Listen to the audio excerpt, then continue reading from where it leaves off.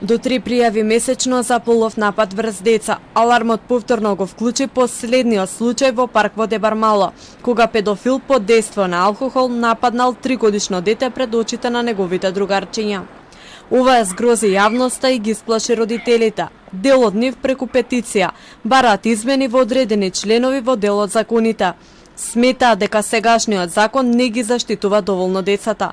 Петицијата ќе биде испратена до Министерството за внатрешни работи, Министерството за образование и наука и Министерството за труд и социјална политика. Почнавме една заедничка петиција до неколку министерства кои што се инволвирани и повикани за решавање на целата ситуација.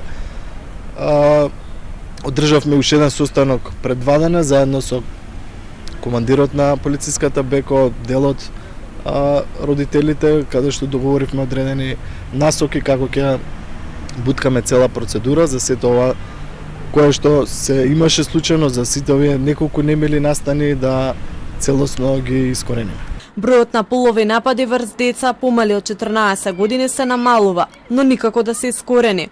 Статистиката покажува дека пред 10 години имало по 50 кривични дела и сторители, а изминатата 2022 година има по 25 кривични дела и 23 сторители, но и еден напад врз дете е многу. Сега по низа настани засилено е присуството на полиција во Дебармало, но и низ цела општина Центар, со цел превенција од насилство и деликвенција која често се случува во ноќните часови. Првата детска амбасада во светот Мегеши досега повеќе пати реагираше и бараше од судиите да ги осудуваат педофилите со максимална казна до животен затвор.